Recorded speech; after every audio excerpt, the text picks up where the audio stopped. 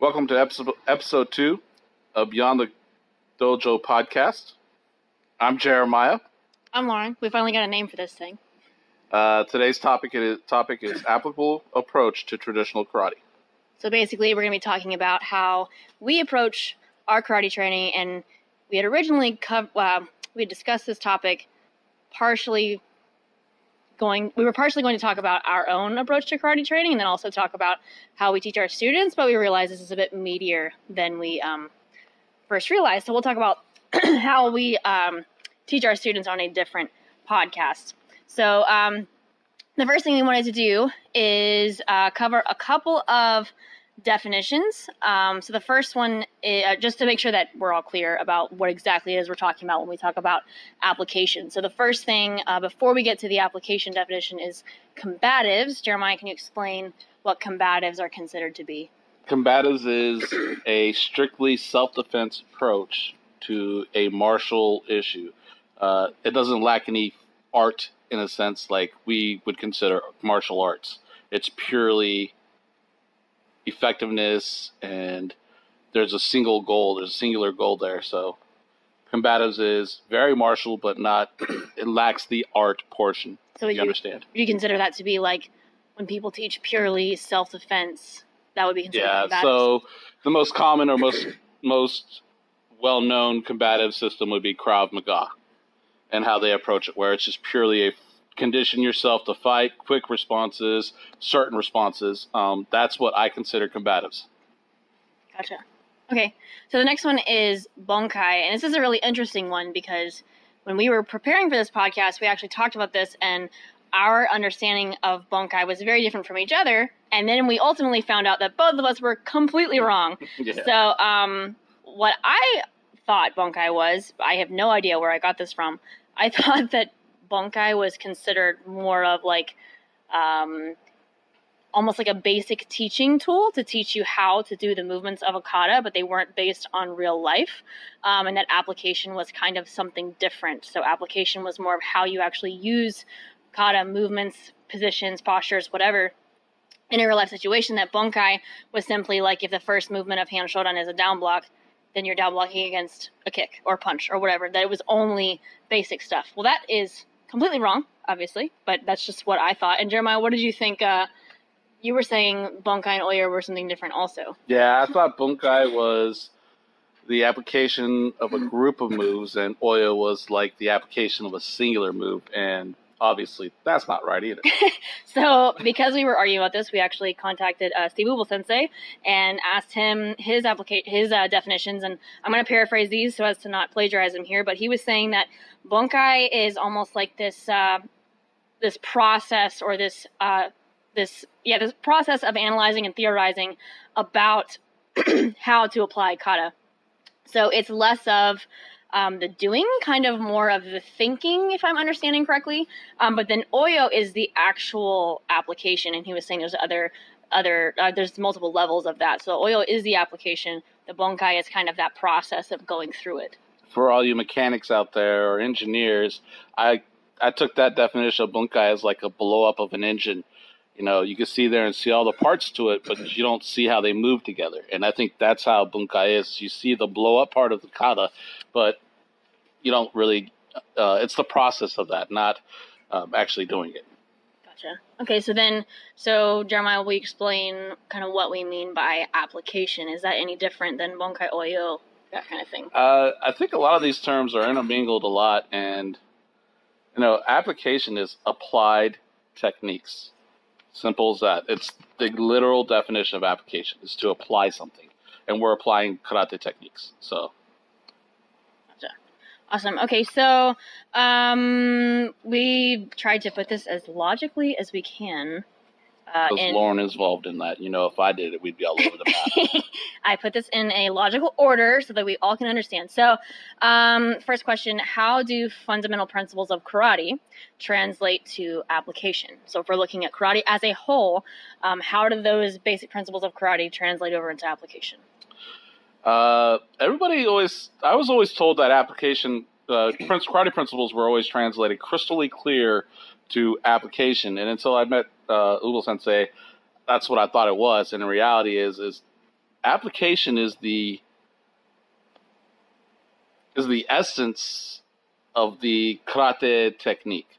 You know, chokozuki, you're pulling hand, you're punching hand. The essence of that is you pull and punch. You're pulling and pushing into something, and that to me is application. Yeah. So like and how you translate the application from gerambarai gyakuzuki to how you block and hit something. It's not gonna look the same, but the essence of the technique, the power generation, the location, the drive, the angle, the path, all of that is still there. That's what makes it effective. Gotcha. So maybe we're looking at like the shape of certain movements and the path of the movements. If a certain move is being done a particular way, it's not that those are going to be exactly the same in application. It's just that we learn a basic shape almost to the extreme so that we can apply it, change the shape a little bit, change the path a little bit if we're applying. And that's on a very basic elementary level because that's my understanding of application at this point. Here. So how do I want to elaborate that a little bit because a lot of times we look at karate or kihon techniques, like for example the down block reverse punch. I didn't mention what stance we were in and all that, and that has a lot to do with the application or the essence of it. So when you're looking at karate principles for application, don't just look at the upper body or the lower body or the punching or kicking technique. Take it in as a whole product, not just bits and pieces of it, because the whole product's going to give you so much more information and so many different variables. So, yeah. Well, here's a question. I mean, we're going to get into more specifics later, but obviously, like we mentioned in the previous podcast, our first introduction to this kind of thing was with Steve Sensei, even though we have seen others like Ian Abernathy and others who are talking a lot about Bunkai application. How do you feel like in your karate training, you've been able to transition not fully toward application, because obviously we still have to work on basic principles and whatever, and which everyone should, but how do you feel like you have been able to develop your karate or change your understanding to get more of a grasp of application? So if we're going to talk about principle-based application, how have you been able to take your karate and based on your understanding, start to apply it? Yeah, this is going to sound like a name-dropping podcast because we're referring to Sensei Ubo a lot, but he was the one that really introduced me to the ideas of application that I thought were realistic. Mm-hmm. It wasn't the stereotypical JKA, hokey-pokey kind of application that I thought was just kind of soft and unusable. For me, the very first time I started to understand application was the very first move of Konkudai, where you start with your hands and you raise them up. I understand the application of breaking the hands apart, coming back down, and then to the Jodan Shitoke to the left and right. We were in Pensacola one year, and that's what Steve worked on for the whole weekend. And when we got done doing the application for that, it flowed as if I was in a fight. And that made it click for me. And when that clicked, I started to look at my kata that way. How do I make it flow, not only in performance, but in application? Mm-hmm. And I looked for the building blocks, one block to the next, to the next, to the next. Mm-hmm. That's a double-edged sword, though, because you could get really ridiculous with it and go too far and too extreme of it. You kind of have to have this like respect for it as a tool, but not an absolute. I hope that makes sense. Yeah. See, I kind of feel like I don't think like on a large scale level. I don't think like globally. I'm so detail oriented that I have a hard time seeing the forest because of the trees. So getting to an application based type of training, even for just short spurts, has been such a struggle for me to see how things can be applied. So the way that I've taken it in my own training, and we'll end up talking about this with about this with how we approach it with our students too, but I had to take a very step-by-step approach. And this may not be correct, but this is just kind of the building block that I'm using. So I look at application, I look at it in the sense of movement itself, so just the actual move. If you have a starting position, a path, and an ending position, those are three different ideas that are being displayed by a movement. So I figure you can change one of those things and it could still technically be the same movement and you're applying a principle there, or you could change two of those things. So I could change the beginning position and the path and maybe the end position is the same, or I could change the end position but the beginning and the path is the same. I don't know if that makes sense, but I'm essentially trying to take the movement, I break it in three parts in my mind, and in order to make sure that I'm staying as true to the principle as I can, I either change beginning shape, path, or ending shape, and that kind of helps me a little bit. And that's how I can see it working on another person. I usually can't do it like to the air, and I'd probably have to show it for it to make sense. But if I stand in front of somebody and I'm able to try those things, sometimes it helps me to see new things. So if I'm able to just kind of take this very elementary approach step by step with a person standing in front of me, I usually will like stand in front of somebody and be like, okay, just hold your arm out and like see if I can like do anything to make this technique work with your arm in my face.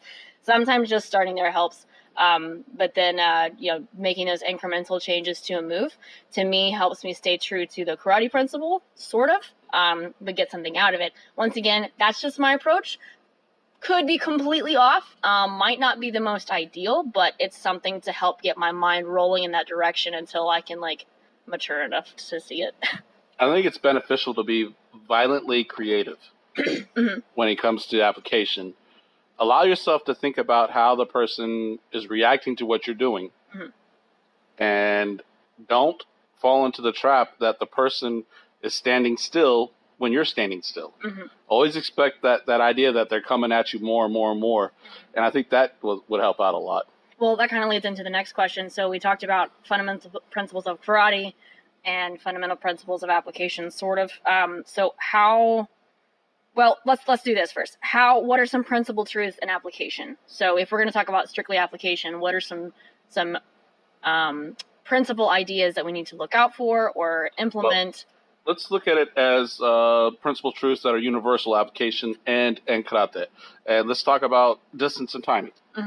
Now, distance and timing can have so many meanings within karate. You could have the distance of your technique, the timing within your technique, the timing within the relationship to the attacker or a partner, and then the timing within the performance of several moves in a row or combinations. So there's a lot of these ideas. And same with distance. You have the short, medium, long. You have angular distance. You have a horizontal where you're maybe shoulder to shoulder, or all kinds of stuff. Unfortunately, in our practice, we don't cover a lot of the in-close, short distance, and timing aspects of application.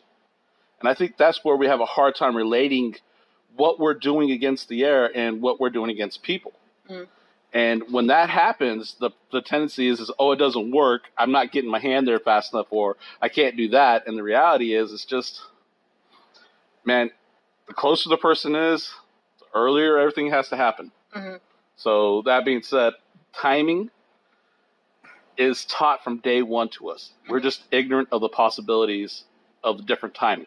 We don't train it. We just inherently forget about it. So, and distance is the same thing. We hear it all the time. Straight forward and back, left and right, 45-degree angle, shift the diagonals. Yeah, that was a basis to application that now says, all right, go forward, go backwards, go to the side of somebody. Now you're relating it to a object and not the ideal geometric space. So you're just saying that basically the main principles of application are you in relation to the target, or you in relation to the other person. That I would say that is the difference. Subtle difference between karate principles and application principles is how much distance, how much timing. That's all. It's still fundamentally the same distance, the same timing. It's just with a person moving and interacting, being organic, a lot of these ideal things don't work. They're just tools to learn to move you into certain areas. You then have to learn how to adjust to be in a safe spot. You know, we talk about when you're lining up or coming at someone, you don't want to go head on with a larger guy. You want to go off to the side a little bit, and you don't learn how to do that until you're against a larger guy. And that's the same with application. You don't learn these subtleties until you actually practice them with the intention of self-defense and applicable things. You're not looking for the perfect form or perfect biomechanical movement. You know, you're not looking for that perfect technique. You're looking for a technique that works. And that is the difference now. Now it becomes not a universal principle. Now it becomes individual principles and differences. The universal principles are the same. The individual things are different. So a big guy like me, I'm going to be top heavy. That's just the nature of what I do. So I'm going to use top heavy techniques because I know they work for me.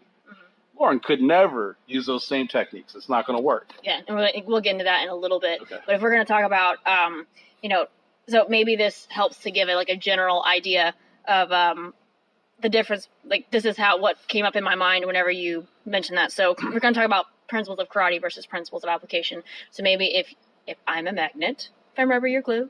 Just kidding. If I'm a magnet, I have a positive side and negative side, but it's not doing anything because I'm standing on my own. So I'm essentially like magnetizing the air, doing nothing. But if I have another magnet come in front of me, I either attract to that magnet or I push away from it, depending on what side they're on. It kind of makes sense. So if our technique is that magnetic force, then we're either being pulled into the person or we're being pushed away. It's the application of that magnetic force. I'm just trying to give this like a general idea, so it makes sense.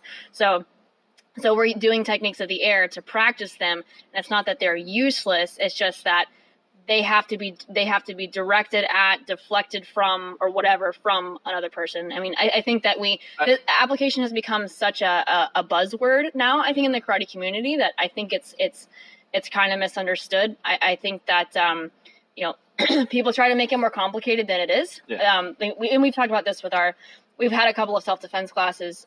We taught a few at the Bushnell Dojo, and we talked to some of our ladies about this, and we're like, look, self-defense, even though we're looking at that particular class as a combative's perspective, it still applies to application too.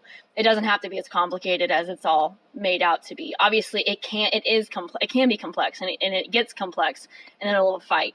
But if we're going to look at just the basic ideas, it doesn't have to be this long, drawn-out thing that you have to be, a PhD to understand. I think that if we take it step by step and we're able to say, okay, well, we're going to take this basic idea and we're going to see how it works against another person. I mean, that's kind of a basic. What I guess what I was trying to sum up what I was saying was, it comes to that function form kind of idea. The function of the karate principle works no matter what situation you're in, application or tournament, whatever. The principle works.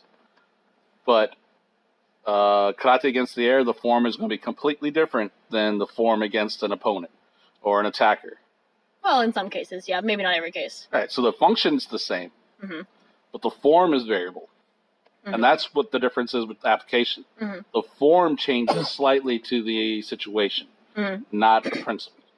When I was growing up, our teacher used to always tell these cool stories about people that got green belts and orange belts that got confronted or whatever by an attacker, and they literally got into Zenkusadach and just stepped in and punched the guy with a basic karate punch, and it worked, and they left him alone, which is just hilarious to me, which almost never happens. But there you go. There's some karate principle. That's that hokey for 80s you. stuff. So great. We all remember that. Those of us that went through the 80s karate era, we all know how hokey it was, man. It's great. Oh, God, you're going to offend so many people with that. All right, so let's get into the nitty-gritty stuff. So now we're going to talk about how we train with application. That was kind of some principle stuff. So how do we train with application in mind? And let's start with Kihon, because I think that you and I have different ideas about this. How do you feel you're training with application in mind, even if you're not applying it directly? If you're keeping it in your mind that this is the end goal of my karate, is to be able to apply it, how do you take that approach with Kihon? Purely. With Kihon, a lot of people commit themselves entirely to the one movement or the one technique. And at training Kihon for Kihon basics or needs, that's exactly what you should do. But if you have application in mind, you should never completely commit yourself to one technique. You should be able to free yourself up. So let's say we're doing Oizuki, and we're doing 20 reps of it. I would try to do at least 4 or 5 different variations of it. Maybe timing slightly different, maybe angles different, short punch, long punch, short step, long step. Those kind of things, even though we're going up and down the floor, it's still training me to apply my technique in different various forms.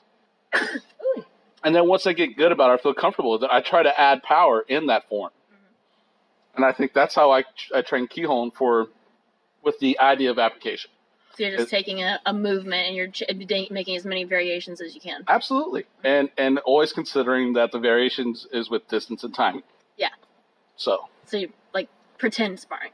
Well, just it kind of like shadow boxing in a way, but it's not really the idea that I'm fighting someone. It's the idea that, well, how close can I get, or how close are they to me, or should I slightly step to the left or slightly step to the right? Maybe there are elbows in the way, and I gotta move my fist, not being perfectly straight off my hip, but slightly round so I could get around those kind of ideas. Those are the kind of variations that you should go through your head when you're training with application in mind. Mm-hmm. You got to look at the human body, imagine the form it has, the opponent you have, and then imagine what you're trying to do to it and what's the best way to get there. Gotcha. And that's Kihon training with application in mind. Gotcha. So my approach is different, but I'm kind of taking a little step back here. So for me, Kihon training is still very much like analyzing the mechanics of the move, making it as efficient as possible. So, I obviously we've had discussions about this with other people as well, but so much the basics are skimmed over in the name of applying karate immediately. And there's a reason that we have been taught to practice basic fundamental movements. Everyone in every sport has to take time to practice basics before they get into the crazy stuff. If you're a high jumper, you don't just go and jump over the bar and do the Fosbury flop, or whatever the heck it's called. I don't even know. I can't jump. But you don't just go and do the floppy thing before you learn how to run that jag, push off your right foot, get your body up over the bar, do the little, wormy thing with your body. You don't just go and jump. Obviously, there's actually a method to it, and Kihon is a very intense version of that for us.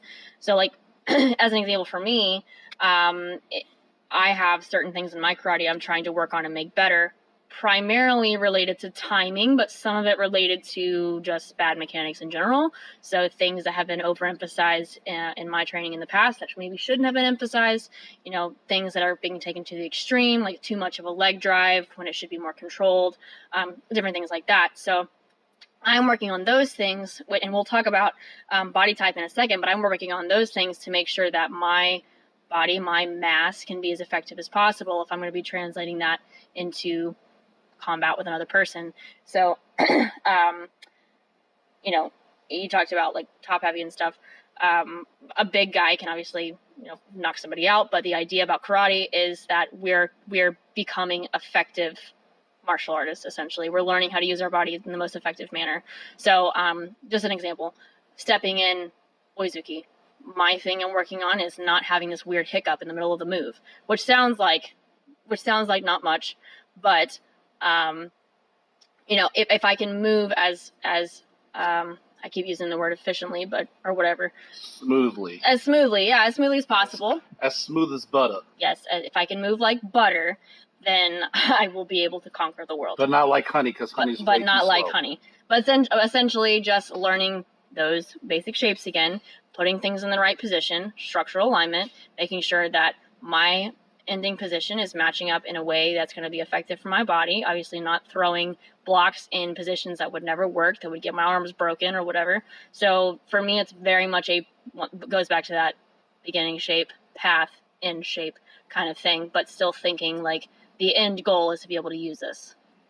Okay, so let's look at that in kata, which obviously this is the whole Gai Oyo thing. Yeah, well, kata is the essence of karate. Mm-hmm. It gives you everything. It gives you all the various techniques you could learn. Mm-hmm. Beyond the basic understanding or ideas that kata teaches, the bunkai or whatever, the oyo, beyond that, when I train kata for application, what I try to pay the most attention to is the path of the technique. Mm. Am I doing the technique correctly? Because it's in such a Kihon arena that application directly off of the kata is there and can be used, obviously. But the more important lesson to me when it comes to application is how I'm blocking, how I'm moving my hands. Am I covered the entire time? Am I putting myself in horrible position? Am I moving and allowing myself to get hit halfway through the step? Those are concerns to me when it comes to training kata for application. Now, when I do bunkai, that's a whole different approach and a whole different idea because I'm looking for answers from the text. Okay. And when I train the kata for application in mind, I'm trying to refine the information from the text. I'm trying to really get it as efficient as possible, being the most effective. Not having a weakness in my movement. Not having an open gap in between a step and punch or press. For example, pressing block. The timing of that is what I just got taught earlier this year. Is the pressing block doesn't happen till almost halfway step or even more. It's a little bit later than what you think, but at the same time, it's not walking forward dead into a punch. There's a fine line of covering yourself, holding off on the technique until it should be the most effective. Now, if you block someone before you even move, then what's the point of it? There's so many other options that can happen. Yeah. So you have to understand the timing of a technique to understand the application of the technique. Now you can add that application into your bunkai. And you go, okay, I got this thing here I could add into this project or this grouping, and it makes more sense. It leads on to something else. It puts you in a better position. Yeah. That, to me, is what kata teaches. Yeah. For application. Yeah. Bunkai is bunkai. Yeah. So. Gotcha. Well, see, that's a lot of kata to me is still, it's Kihon ideas. So I'm still working on like that in each movement, efficiency or whatever, or like getting the mechanics correct. But for me, kata is, I know that timing and little snappy ideas are thrown in there. Well, not thrown in there, but are emphasized more for tournament, which we are going to actually have a podcast about tournament stuff, by the way. But there are some really interesting ideas. I don't remember who said this originally, but you can, actually, I think maybe Steve Sensei said this. You can change the timing of a kata to match an application principle, not for performance, but just to practice. And I think going with what's commonly referred to as the timing of a kata, if you look like in the Best Karate series and actually look at the timing of the kata, the way that it's supposed to be performed, you still learn ideas from that. So looking at those groupings to me is really nice because it's like free combos. Just give you combos. And it's not to say that you're going to do hand sandan in a fight and you're going to do an inside block from a back stance and then stand up and do this like double-handed blocky thing with your feet together. I'm not saying that, but just the general idea of the movement, the direction, the multi-handed blocks that are actually there. I think those are really fun to do. And then once you've started trying to work on Oyo that way with other people, then you start to get more of a feel for your basic movement. Is it effective? Or even while you're going through a kata, you kind of almost have that visualization factor of there being somebody else there. You're doing the movement against another person.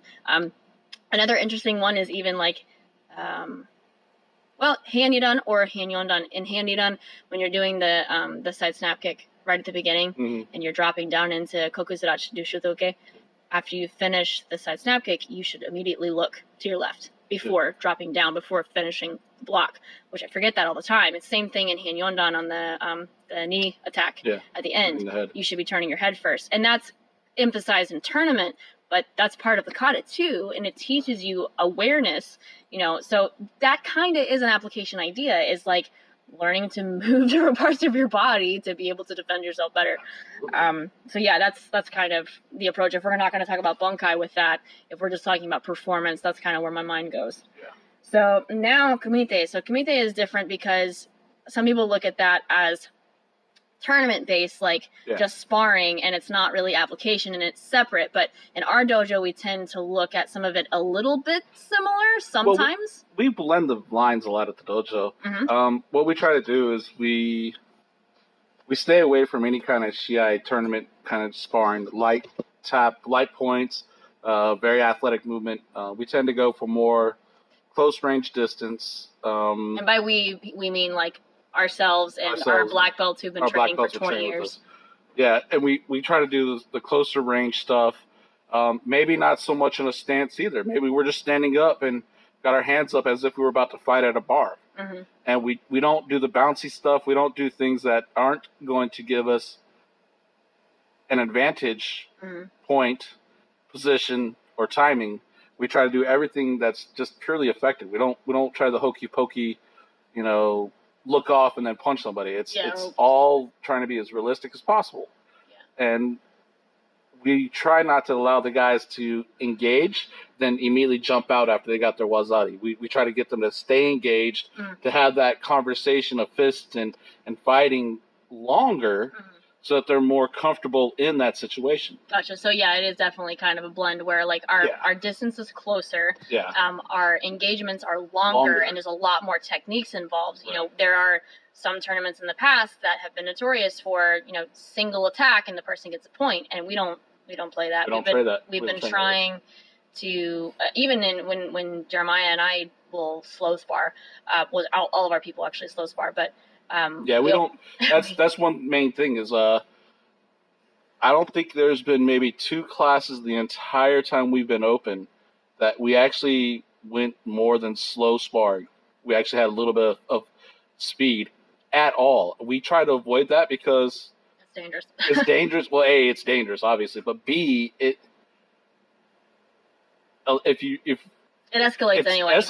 It doesn't really escalate, but what it does is it relies on your athletic ability and your experience. And if you're going to rely on athletic ability and experience, you're not learning anything new. You're just refining the thing you already did. Yeah, I think the only argument against that would be, your reaction skills. Yeah. But there are some things like speed, especially, and reaction don't always have to be trained in an unsafe environment. And we can talk about that in a different podcast because I got some pet peeves about stuff like that. But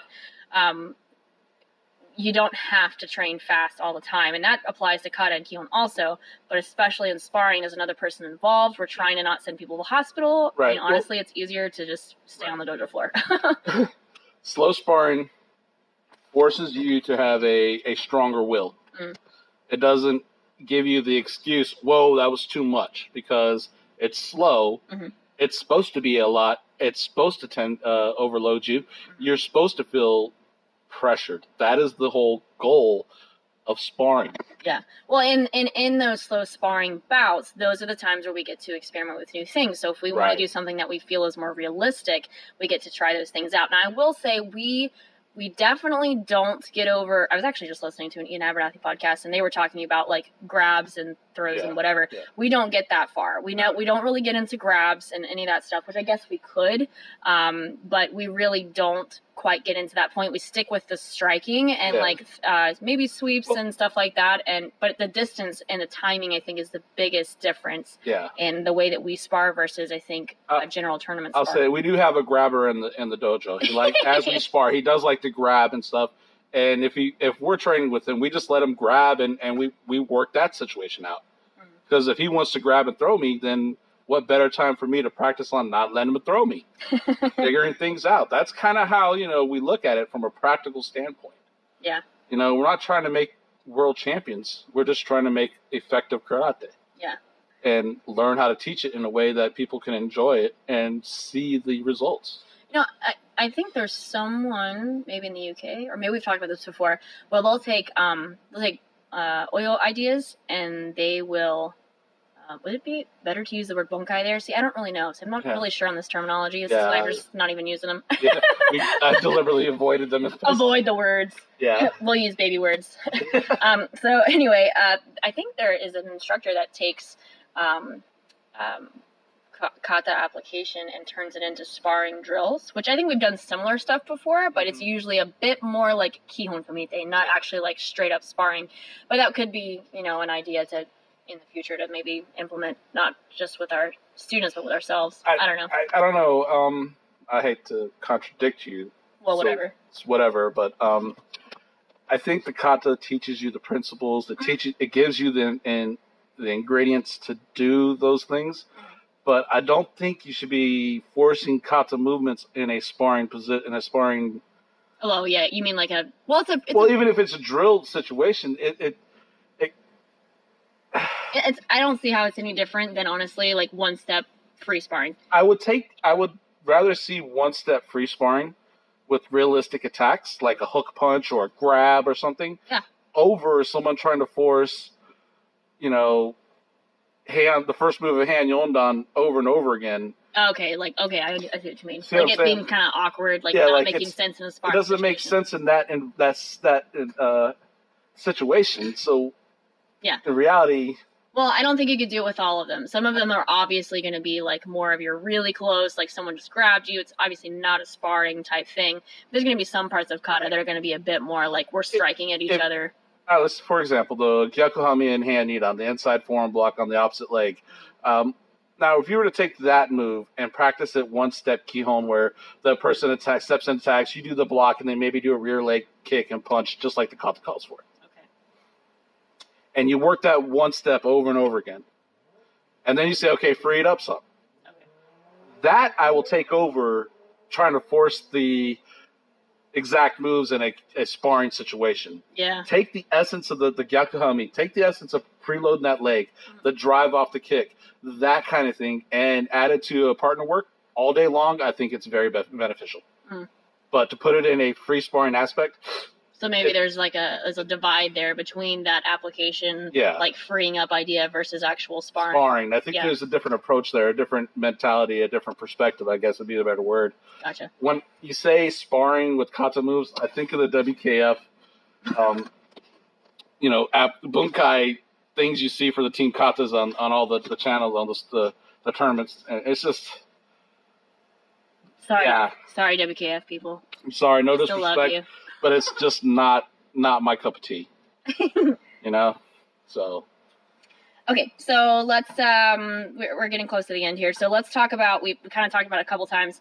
How does application differ by body type? And I know that I ask a million questions about this because I'm an itty bitty person. I'm not a midget, but I am small. So very close to. I am not legally. That's going to be offensive to somebody. You can't say that. Like right. You? Yes. You hurt my feelings. All right. So how does application differ by body type? So what do you feel is your advantage?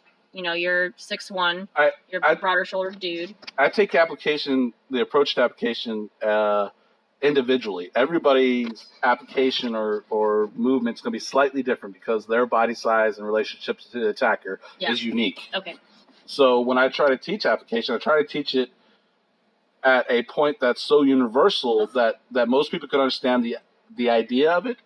And then we coach individuals to, okay, well, you're smaller, this is not going to work. Okay. You want to look at this. Well, let's not talk about coaching other people. Let's talk about your personally. You, yeah. Oh, man, I'm a big dude, so I can easily fall into that trap of just using my upper body strength to do everything I need to do when I want to, however I want to. So how do you stay away from that? Yeah, but that's not being a martial artist. That's not being a karateka. Yeah. I mean, in reality, if that's all I wanted to do, I could have quit in my 20s and went to bars and fought all day long because that's really what you're doing. Yup. You're not an artist. You're a bully. You're a meanie head. Well, in reality, because you're not purveying a craft or something that could be usable for somebody else. You're just saying, hey, look at me. Look what I can do. And, I say that about big guys, and I say that about extremely talented, very gifted other buddy athletes, because a lot of those guys, they teach what they can do because that's what they can do. Mm-hmm. So when it comes to application of body types, personally, I try to avoid the powerhouse moves, and I try to move into what's like the more smooth, elegant, very finesse moves, because I'm going to react with power. That's my natural reaction. Mm-hmm. So that part of my game, I don't feel like I need to focus much on. I need to focus on the things that I'm weak at, the subtleties, the very subtle movements, the very alignment to the attacker. I mean, all these things for a big guy doesn't matter if you're just going to bull rush and knock him down. Mm-hmm. But for a smaller person, angles and trajectories of your techniques are very important. Mm-hmm. I think they'd be even more beneficial to me. Yeah. Do you feel like if we're training and you're working on, one of those finesse ideas, do you feel like your big guy tendencies, is that something that you feel you have to have kept in check, or you have methods to keep it in check, or you just let it come out when it needs to be, but you're focused on something else? We all have that coach. Mm-hmm. It could be your sensei, it could be your good training buddy, someone who's honest with you. Mm-hmm. It could be the person with the broken arm standing in front of you and you blacked out and didn't know what you did. Well, no, it's just kidding. It's no matter what, you never are too far in your karate path to ignore kind advice from a friend. Mm. And if you get to that point, then honestly, you think too much of yourself. Well, maybe you missed the point of the martial art ending journey thing. So there's always benefits to always criticize and always trying to improve. Going back to that question about, what am I trying to do? I'm trying to hold back my big man tendencies. Mm-hmm. I'm trying not to throw my punch with my shoulder. I'm trying not to force my weight on someone. I'm trying to, in essence, work as a smaller man. Okay. Pretend that I don't have that strength. Gotcha. And to try to go from there. And I think that helps me out, because with that idea, I'm able to move better. Mm-hmm. And that's the goal anyways. Yeah. So. Yeah. So for me, it's much different. So I'm 5'2", and I weigh like 105 pounds. So it's like, is that like 50 kilos? I don't know. You can pick me up in a kettlebell form. I'm 6'1", and I just weighed myself this morning 270. I don't even want to imagine what that is in kilos. It's less than that. Okay, but we're really bad with metrics. Sorry, guys. So for me, almost every attacker is going to be bigger, except for whenever I'm teaching, and then I just throw my kids around because it's super fun. But so I don't get to do a lot of. There's a lot of like upper body control stuff that is really awesome and really nice. I feel like you can't do as much of it, like attacks to the face and different things with around the shoulder area. It's a little bit harder for me unless I bring them down to my level. So I feel like the work is a little bit more on my end, because I literally have to bring someone down to my level by attacking the knees, attacking the groin, ribs, whatever. I have to attack lower targets first. While simultaneously hoping I don't get my head taken off. Literally, my head is at some guy's shoulder level. That's like about punching position. So I have to look at it very much from that perspective. But then furthermore, referring back to the Kihon ideas about efficiency of technique or effectiveness of technique, I have to be able to position myself in a position that's effective, but also do a movement that works, where I'm utilizing my body to, I guess, the maximum ability for that particular thing. There are, I'm going to backtrack a little bit here. So I used to help teach a self-defense class when I was a teenager, and some of the stuff that we taught was kind of ridiculous, but we would try to teach some joint lock stuff and joint breaks. And back then we thought it was super cool, even though we never actually practiced any of that stuff in the dojo, so we didn't know what we were doing. Looking at that now, I don't think I could very effectively, since I don't have a jiu-jitsu background, I don't think I could very effectively break larger joints in someone's body, like their elbow, very easily. I could probably jack up someone's knee real good, and I could do a bunch of other things, but there are just certain techniques that... The elbow's easy to break. Once the arm's straight, the elbow's really easy to break. Yeah, I mean, the thing with me is like... Snap.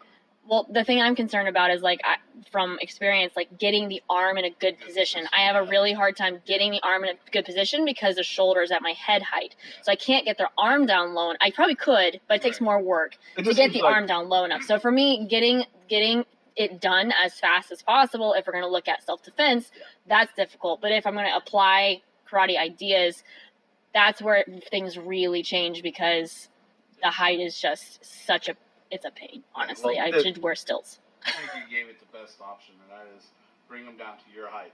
Yeah. A smaller person is going to have to do that one or two extra techniques. Mm-hmm. compared to a bigger guy. Yeah. A bigger person. And I'm kind of whining on, and I'm sure that eventually I could do these things. Right now, I cannot do them effectively. I know I need more practice. I know I need better timing. I need better positioning. At this point, I feel that it's not something that I could do. But in time, I might get better at that, and even despite my height, be able to do things like that. But now, that being said, my tendency is run away. So it's not that I'm not an aggressive person, not that I don't like to fight. It's just, I know I can't afford to get hit. I literally cannot afford it. I'll go down. So if it's a big guy, so I have to be able to keep that distance, maintained well, but then also figure out how to apply these ideas. So I totally sympathize with the itty bitty Japanese guys, Funakoshi and whatnot, who were little dudes, because I mean they were thicker guys than me, obviously, but I get it. I get why Konkudai has those shudoke up in the air, because that's me too. So my application is definitely much different, just due to the height, due to the inability to get punched and all that kind of stuff. All right, so we're gonna wrap it up here. We were gonna do this last time, and we got so frazzled that we forgot this section. Also, if you listen to the last podcast, I'm sorry that I obnoxiously laughed almost the entire podcast. I hope you weren't wearing earbuds, because I don't always do that. Just making it about herself. Yes, I do. I know. Okay. Just making it about herself. I know. All right. So Jeremiah, what are you currently working on in your karate? Just like we were talking about an application, and trying not to be. Wait, first shout out to Sean Paget. Sean Paget, what's up? Because this is y'all's old discussions down at Sunday Morning Keiko. Yeah. Sean and I would always talk to each other, and when we did talk, I'd always ask him what you're working on, and he would do the same for us. And it was accountability, man. And I know it sounds crazy, but in our karate life, when we're the senseis of a dojo, and there's not a lot of people to train with consistently, we have to have those accountability guys, And Sean was that guy for a while for me. We actually just went to Sean's wedding, and at the very end, right before he left, he came and sat down with us, and that was the last discussion we had. What are you working on? That was so cool. We're like, even at your wedding, we're still doing it. Yeah. That's great. So that's a what up. Yes. Shout out. All right, so I'm working on trying to keep my shoulders and upper body. I'm trying to keep them down. I don't want to engage them too early in the technique. I tend to engage them right off the bat, and that's taken away from my efficiency. I need to relax and kind of move through that. I think the other thing I'm working on is elbow and leg extension, the timing coordination of that. A step and punch, Osaka Sensei said you could tell a lot about someone's karate through their oizuki. At least that's what we're told, that Osaka said. I'm pretty sure it's an accurate quote. And he's extremely, it's dead on. You can watch someone step and punch, and you know exactly where they're at in their karate path. And you could not judge a person's karate, but you get a good idea of where their focus is. So I want to make mine nice. I want to make mine really nice. So. Ooh. All right. So. And what you working on, girl? Well, a lot of things. The main thing I've been working on for the past 3 years specifically is it was basically what I referenced earlier. My understanding of back leg drive was a little skewed for a long time, and it's been pointed out to me that it should be more controlled than it is, that I tend to really overextend my back leg, pop into an anterior pelvic tilt, have a big hiccup in the middle of my movement. It's not pretty. So I'm essentially trying to dial that back in. And I'm doing that in a lot of my karate because a lot of it was so over-exaggerated. And I don't know if that's just because I'm a small fry or if it's because we grew up in a dojo. I grew up in a dojo where, we used to get against the back wall and try to front kick as far across the floor as we could with one fell swoop and slide and all that crazy stuff. We tended to over-exaggerate everything. So, I'm essentially trying to dial back in a lot of my karate into a range that is controllable. And the main one that I've worked on for a while is stepping in, not even adding in the oizuki, but essentially, that's going to be what it ends up as. But just stepping in Zenkuzudachi, being able to step in effectively drive properly with the back leg, not over tighten the hamstrings, not pop into an anterior pelvic tilt, keep the hips level, you know, all that kind of stuff. So that is what I'm working on, and I don't know that's going to be any different by the time we do the next podcast, but we'll pretty see. sure we'll be working on the same thing for a very long time. It's going to make this segment really boring. Yeah. Guys, if you want to comment what you're working on in the comments below, Yes. we'd love to see what you guys are working on. We'd love to build a community where we could share thoughts and kind of vent to each other. Vent. Well, in a sense, I mean, Stupid karate. be able to talk about what we're working on and not have to worry about someone being like, that's wrong and you're doing it all wrong, and just be like, hey, man, try this or try that. You know, if we can encourage each other that way, you know, it might be something where it's more than just us, me, Lauren, and I just talking about what we think. It could be something where we kind of organically grow a cool community and actually uplift each other for just uplifting each other, just because that's what we want to do, not because it's some kind of benefit one way or the other. We just get to share in our neuroticism. Well, yeah, I mean, let's be real. It takes a very special person to train karate all their life. True that. And that being said, we're talking to a bunch of them. Yes. So All right. include all y'all in our specialness. All right. Well, that being said, if you have any suggestions for topics, things you want to know about us or whatever, or questions you want us to answer, let us know. We are right now only uploading this podcast to YouTube because, you know, it's free. So maybe eventually we'll do an actual podcasting thingy there. We are both on Facebook. Yeah. If you want to follow us on Facebook. We're both on Instagram. Yep. Jeremiah is Shotokan Karate Family Fitness on Instagram. On Instagram. And then I have 3 Instagram pages. The best, You know. I have the 2 that are best to follow is either Shotokan KHP, which Tell who the millennial is. the millennial, yes, the millennial in me. Can you tell who can't speak? Well, we also run multiple businesses, so that's part of the reason why. We're Shotokan KHP on Instagram for my dojo, or if you want to get more insight into the strength and conditioning stuff I do, I'm Lauren Hart Athletics on Instagram also. I do Q&As once a week about health and fitness stuff, so if you have questions about that, you can drop it there, or you can drop it in the comments below. And we're going to shut up now because it's been 52 minutes. Peace out, Peace y'all. out.